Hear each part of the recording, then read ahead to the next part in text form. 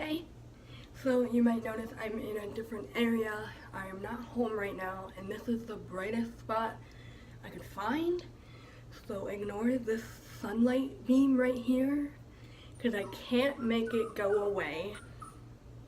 If you hear any whining in the background, just ignore it. I'm surrounded by dogs right now, and this is the only time I get to record, so today's video is going to be on the Weepy Voice killer. Just note, I hate this guy's voice. I hate it.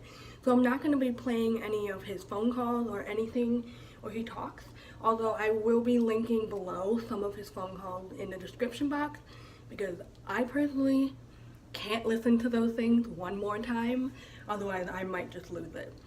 His voice makes me very uncomfortable. The Weepy Voice killer was also...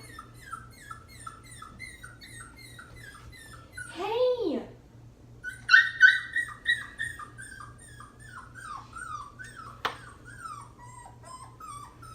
Stop crying!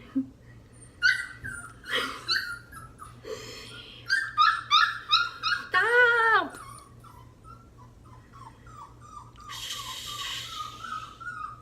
Oh my god, he's losing his mind. Be quiet.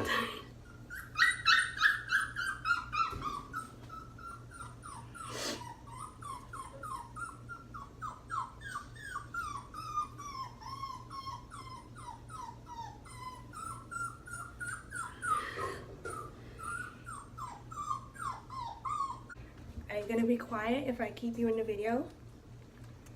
Are you gonna be quiet? You be quiet now?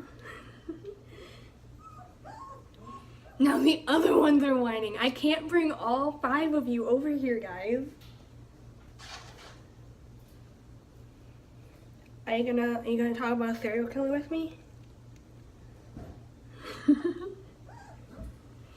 Okay, so the Weepy Voice killer, his full name was Paul Mitchell Stefani. He was born September 8th, 1944 in Austin, Minnesota. Stefani was one of 10 children, and I couldn't figure out if it was his stepfather or his father, but his father figure was a meat packer. Father figure was a meat packer, and his mom was a stay-at-home mom. Thank you. Thank you. So his family was super religious, but from a very young age, Stefani always had a violent streak. He was charged with several assault charges when he was younger. In the 60s, he moved to St. Paul, and this is where his crimes for murdering were committed. He worked as a hospital janitor, and he also worked at the unloading docks. He was also a shipping clerk, and he unloaded trucks at the steel company, and he got fired from that job, and he blamed his epilepsy on that. His killing spree lasted from 1980 to 1982. You are yawning so much. Am I boring you?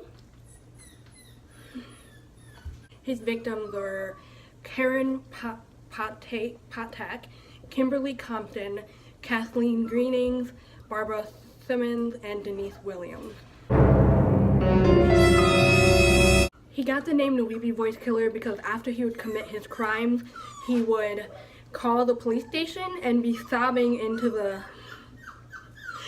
like that into the phone. He would tell the police where the bodies were and that he was sorry, and that the police needed to catch him because he was just going to keep killing, that he couldn't control himself. Now I have the other crybaby. Are you gonna be quiet now? Okay.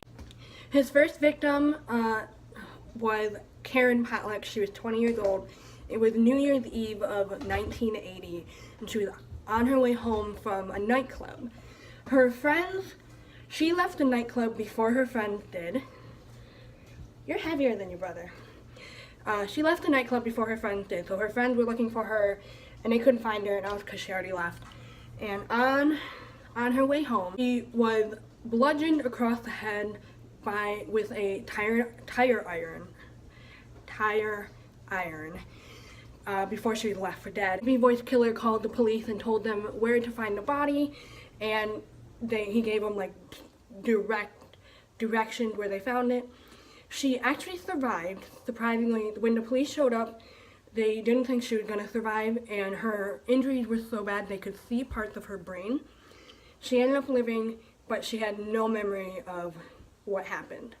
The second victim was 18-year-old Kimberly Compton, and Kimberly was discovered by a group of boys who were walking through the woods, and they found her body. She was stabbed 61 times, mainly in the chest, with an ice pick. And then she was strangled with a shoelace. After they found the body, the police got a call. This was after they found her. And the Weepy Voiced killer said, quote, "Goddamn, will you find me? I just stabbed somebody with an ice pick. I can't stop myself. I keep killing somebody." The police were able to trace that call, but it just led to a payphone, and by the time they got there, obviously he was gone. 2 days after Compton's body was found, the Weepy Voiced killer called 911 again and said that he didn't mean to kill her and he was going to turn himself in, but he didn't. He said, "I'll try not to kill anyone else." First he called and said he would turn himself in. Then he called back and said, "I'll try not to kill anyone else," adding that he couldn't help it. "I don't know why I stabbed her. I'm so upset about it." And even though he was leaving multiple phone calls all the time, the police were never able to track him down because he was using different payphones. On the 21st of July in 1982, 33-year-old Kathleen Greening from St. Paul was supposed to go on a trip to Mackinac Island with her friend Carol Kellogg. In the morning, they were supposed to leave. Kellogg went over to her house. They were supposed to eat breakfast and then drive to Mackinac together. And she arrived at the house and the front door was unlocked, and she kept knocking, calling Kathleen's name, but Kathleen wasn't answering. Eventually she got to the bathroom and saw that the light on in the bathroom was on. So she went into the bathroom. She found out why Kathleen wasn't answering her back. It was because she was dead. She was found drowned in her bathtub. Her death initially was not connected to the Weepy Voiced killer. People actually thought it was her husband. Later on, the Weepy Voiced killer was connected to it. The fourth victim was a 40-year-old nurse, Barbara Simons. I don't know if it's Simons or Simmons. But on the 5th of August in 1982, she was at a bar and she offered the Weepy Voiced killer, who obviously she didn't know who he was, a cigarette. And they were talking, and then at the end of the night, she told the bartender that he was going to give her a ride home and that he seemed very nice and all that. Then she was found the next morning along the Mississippi River deceased. She was killed by a stabbing. After she was found, the killer called the police station and said, "Please don't talk, just listen. I'm sorry I killed that girl. I stabbed her 40 times. Kimberly Compton was the first one over in St. Paul." And despite all of this, he still wasn't found. Police, they were scrambling. They were trying to trace all these phone calls and try and find a connection between the victims, and they couldn't find anything. And then his final attack, his final victim, was a 19-year-old woman named Denise Williams, and this was on August 22nd, 1982. He stabbed Denise 15 times with a screwdriver, but she was able to get away there was a glass bottle in his car. This was in his car where he was stabbing her. And there was a glass bottle, like in his cup holder. She grabbed that and hit him in the face and was able to get away. By the time he got back, he realized that his injuries were too extreme, so he called the fire department for help. I don't know why he called the fire department, but the sources I found said he called the fire department and for medical assistance. And they noticed that the call he was calling from had the same area code as all the calls from the Weepy Voiced killer. So he was given medical help, and then after the police did some digging, they obviously didn't just arrest him on just that area code. They found other evidence that I was not able to find out in my research what other stuff they found. I'm assuming Denise Williams was able to identify him. He was later charged with 2 counts of attempted murder and 3 counts of murder. But he was only given 40 years in jail, which I don't understand why he was only given 40. At the age of 53, he was diagnosed with cancer, and this is when he confessed to killing Compton, Simons, and Greenings. And he said he just wanted to get it off his chest after he was basically found out he's gonna die. He said that none of the killings were intentional, he didn't plan them, that he honestly just wanted to go and have like a good time, or like, you know, just have, and he said like something snapped and then they were dead. So we aren't really given a reason. He said there wasn't really a reason, that none of it was planned, it just kind of just happened. June 12, 1998 in Oak Park Heights Prison.